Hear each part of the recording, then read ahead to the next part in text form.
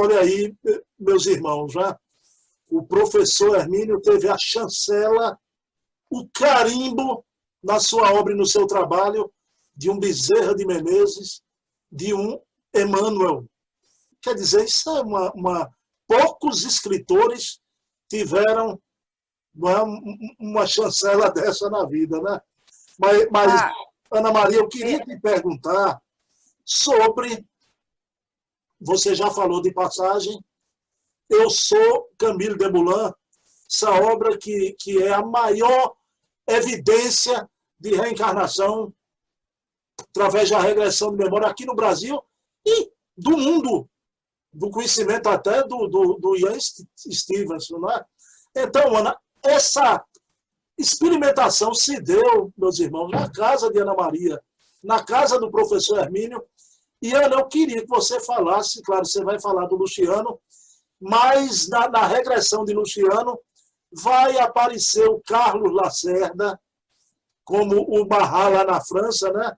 Aí eu queria que você também, depois que se referisse a essa experiência, falasse também da admiração do professor Hermínio pelo Carlos Lacerda.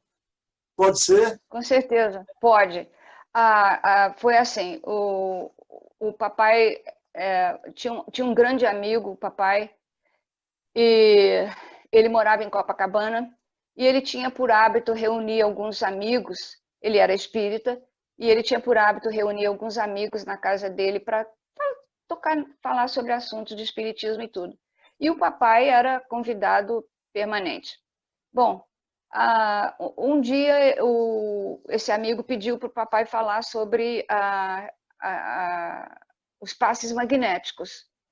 O papai tinha aprendido a fazer os passes magnéticos por um livro do Coronel de Rochas e depois também em conversa com um amigo que ele fez aqui no Brasil, um senhor chamado José Luiz Rodrigues, que tinha escrito um livro que o papai traduziu e que falava também sobre os passes. Então, o papai fundiu as duas coisas quando ele tratava da regressão de memória.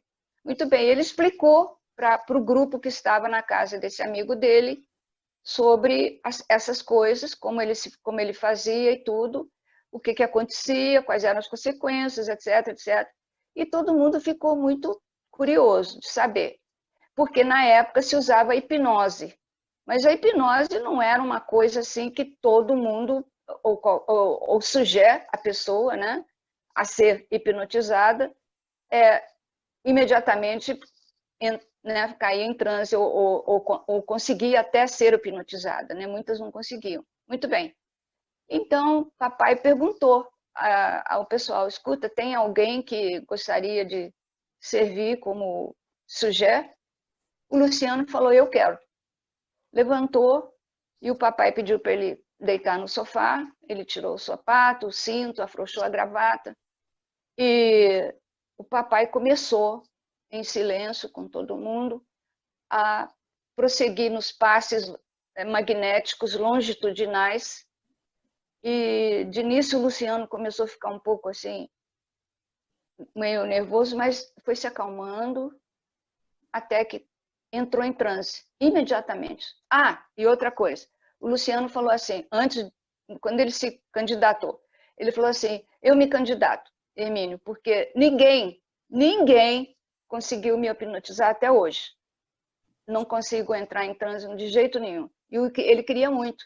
O Luciano era um espírita muito devotado, muito culto, né, jornalista, e ele queria sair daquele, fazer alguma coisa, né? Então ele se candidata, o papai começa a dar os passes nele, foi assim, tum, foi como se fosse uma bala. Aí o Luciano começa a falar. Aí o papai pergunta, começa a conversar com ele, onde é que você está? Ele disse, um pouco acima, ou seja, o espírito dele tinha subido um pouco, ele viu o papai como que de cima, e começou a falar, e o papai perguntou se ele estava se sentindo bem, ele disse que sim. Onde é que ele estava? Ele estava numa rua, sei. Mas ele não falou nada, assim, quem ele era, nem nada. Ele só se referia muito a Necker, que era eu não sei se essa pronúncia é estrangeira, mas pode ser francês também, Necker, não sei, do ministro de Finanças da França no século XVI. Luciano falava muito, né, sobre ele. E o papai falou assim, ué, mas por que o Luciano está falando sobre Necker? Sobre o quê?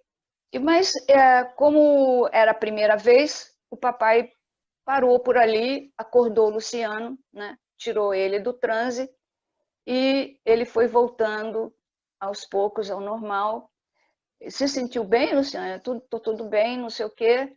Aí a senhora, dona da casa, do amigo do papai, ofereceu um pedaço de bolo para ele, o Luciano comeu, e ele levantou, depois que ele foi pedir outro pedaço de bolo.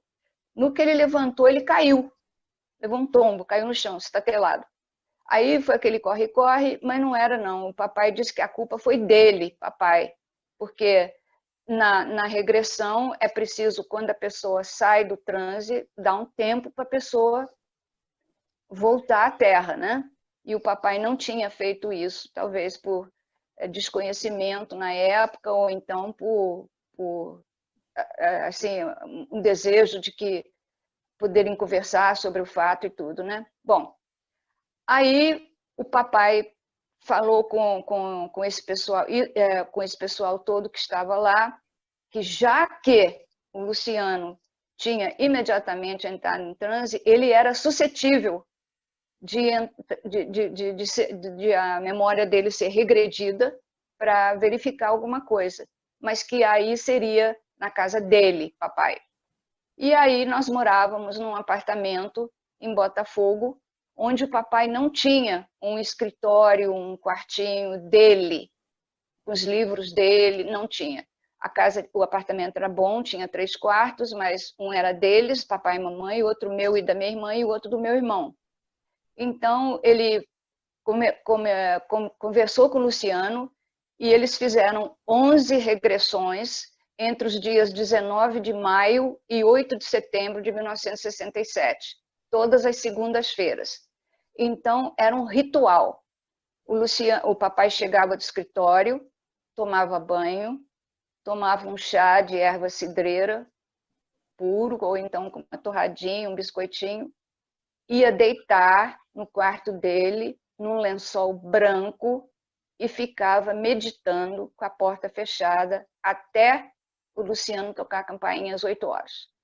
O Luciano chegava, o papai chegava para nós, que estávamos em casa, quem estivesse, disse, olha, agora eu vou atender o Luciano aqui na sala de visita, ninguém pode mexer em maçaneta, porta, nada, fazer barulho, telefone, leva o telefone para o quarto, silêncio total, porque eu estarei gravando. Nenhuma interrupção de forma alguma. Pois bem, aí ele ia atender o Luciano chegava, deitava, e o papai começava, então, aos passes magnéticos, e ele logo entrava em transe. Aí o Luciano começou a falar. O papai perguntou, escuta, lá pelas tantas, na primeira regressão, ele falou, não imediatamente, mas lá pelas tantas, ele falou assim, e qual é o seu nome? Ele disse, Lucie Simplice Benoit Camille Desmoulins. O papai parou e falou, como é que é? Você podia repetir? Lucie Simplice Benoit Camille Desmoulins. Aí o papai não tinha muita referência sobre isso, mas continuei. Você está onde? Eu estou numa rua, estou andando e tal. Aí continuou a regressão. E assim foi feito durante 11 sessões, até que chegou, e muito antes disso, chegou o dia que o papai ia perguntar para ele. Aí o papai já sabia quem ele era, quando é que ele tinha vivido, como é que era a vida dele. Ele era casado, tinha um filho, era jornalista da Revolução Francesa. conhecia Robespierre, Danton, Marat, aquele povo todo. E o papai, o Luciano tinha esse ossinho aqui do pescoço muito saltado.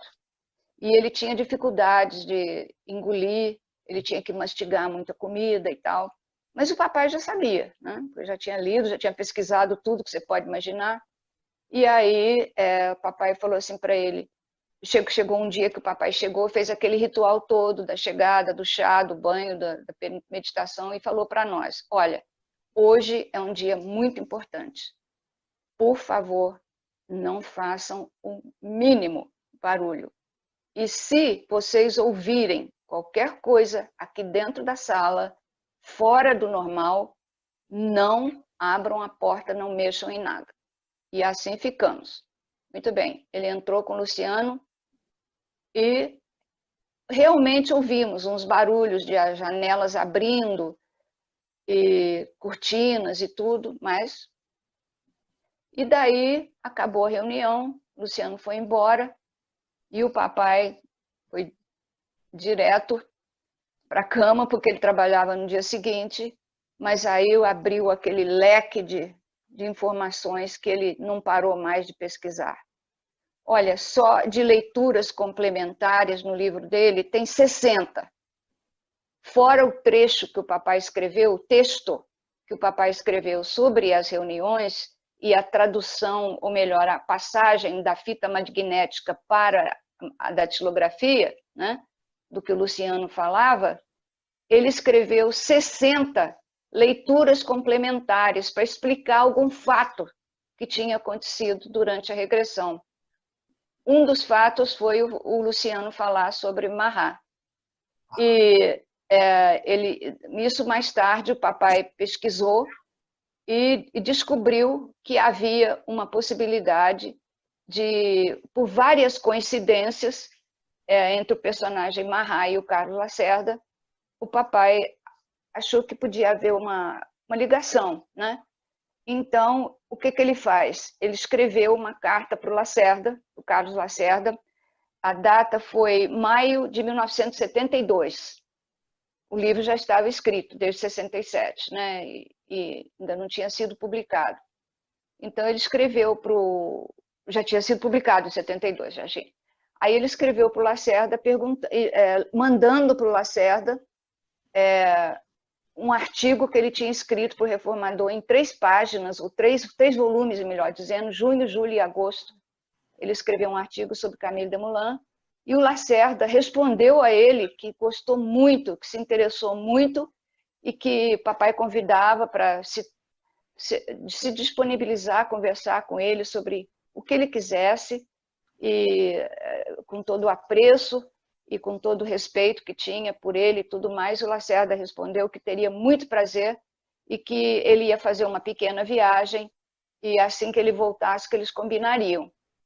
Pois, infelizmente, esse encontro não se deu, porque o Lacerda não pôde, de 72 até 77, ele por algum motivo, não pôde. Não é que ele se desinteressou, não. Ele não pôde realmente participar dessa reunião com o papai e Luciano. O Luciano também falou com o Lacerda, e ele falou com o Luciano, eu quero muito conversar com o Hermínio e com você. Muito bem. Papai foi para a Inglaterra, foi para a Europa com a mamãe em 1977. E eu fui encontrar com eles em Londres. Chegando em Londres, eles estão no aeroporto, é outra coisa que me emociona muito. Quando eu cheguei no aeroporto, o papai estava lá com a mamãe com uma bandeirinha assim, seja bem-vinda, Ana Maria, welcome, Ana Maria, aquelas coisas, né? Então, foi aquele reencontro, eles estavam há 2 meses fora de casa, e logo pegamos as malas que eu trouxe, e entramos num táxi e fomos para o hotel. Aí, conversa vai, conversa vem, como é que estão as coisas no Rio e tudo? Papai me perguntou, eu disse, papai, eu tenho uma notícia para te dar. Ele disse, qual? Eu disse, olha, lamentavelmente eu não queria ser a pessoa para te dar essa notícia, mas o Carlos Lacerda faleceu. Ah, mas aquilo foi como uma facada no coração dele. Ele ficou literalmente triste. Ele ficou literalmente triste, ficou quieto o resto da viagem até o hotel, pensativo, mas chegando no hotel ele aceitou as coisas conforme eram, mas essa conversa com Lacerda não pôde ser, e ele lamentou muito, porque ele admirava o Lacerda como pessoa, como político, como personalidade, sim. Então, aí continuou as pesquisas do papai, continuaram sobre Camille Desmoulins, ele foi ele foi para a Biblioteca Nacional, ele estudou tudo, e tanto que ele escreveu, como eu falei, 60 leituras complementares, né? Leitura complementar, aliás, a do Lacerda está na leitura complementar número 22, na primeira edição do livro, né? E ele teve um pensamento intuitivo sobre o Lacerda. Ele achou que o Lacerda poderia ter sido o Marat, por isso que entrou em contato com ele, né? Bom, aí o papai precisou passar o texto do gravador para a máquina de escrever, não tinha computador naquela época. Ele tentou encontrar uma pessoa que soubesse, que pudesse fazer isso, mas não encontrou, então ele mesmo levou, mas eram 40, 50 minutos de entrevista com o Luciano, de regressão com o Luciano. Você já pensou isso, palavra por palavra, bater a máquina? Pois ele fez, e aí ficou esperando a parte que o Luciano escreveu, porque foi um livro escrito a 4 mãos, né? A parte que o Luciano escreveu, e depois a publicação. Foi assim que foi feita as coisas. E toda essa regressão foi feita neste apartamento.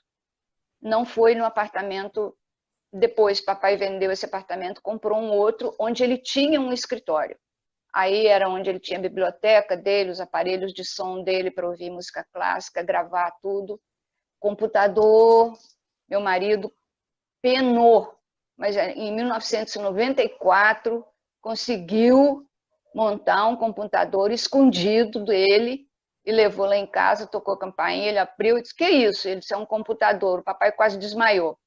Daí, mas eu não vou saber mexer. Vai saber mexer. E mexeu, e aí descortinou-se para ele um mundo, né? Através da internet, de pesquisas, coisas inacreditáveis. Aí ele agradeceu muito e disse que, aliás, o Condomínio Espiritual foi o primeiro livro que ele escreveu com computador. Talvez tenha sido por isso que ele tenha tanta referência. Ana, você me disse que quando o computador quebrava, o professor Hermínio ficava em polvorosa, né? Ficava em polvorosa. Ele ficava em polvorosa porque ele era a pessoa menos digital, menos do que eu até. Porque eu não me entendo com máquinas, você sabe, né? Eu me entendo com torradeiras, com geladeiras, com máquina de lavar roupa, mas não com computador, não é da minha época, né? Eu, quando fui fazer prova na Embaixada Americana, era máquina manual, não era nem elétrica, em 1968, né, quando eu entrei. Então, eu não sou dessa era, e eu não me entram essas coisas na cabeça, mas o meu marido era um asno na coisa. Então, ele deu aula para o Daír, ele ia para lá, para o papai, ele ia para lá, eles estudavam, ele mostrava. Quando ele mostrou a internet, o papai ficou louco, porque ele tinha a enciclopédia britânica. E quando o Luciano falou que o nome dele não era só Camille Desmoulins, era Lucie Simplice Benoît Camille Desmoulins, o papai foi direto na Biblioteca Nacional, porque nesse apartamento ele ainda não tinha enciclopédia britânica, e viu que o Luciano existiu como Camille Desmoulins, e era o nome completo, e toda a biografia do Luciano. Mas não comentou nada com o Luciano. Mas então... Ana, e a disposição de um homem deste, né, em sempre aprender as coisas novas, né? O advento da internet, para ele, né, ele se predispôs e ficou, aproveitou e trabalhou, né? Professor Hermínio fez uso já dessa nova fase da divulgação espírita. Pessoal, fica aqui. Esse livro é um livro histórico, inclusive um dos mais importantes na obra do Hermínio. E, Ana, esse livro veio comprovar a informação mediúnica do Chico também, não é? Que são milhares de espíritos da época da Revolução Francesa reencarnados aqui no Brasil. Não é? Perfeitamente. Entre eles, Luciano, Carlos Lacerda, podia não ser na França, mas na época o Hermínio Corrêa de Miranda. Mas, Ana, você, falando, e eu sou Camilo Desmoulins,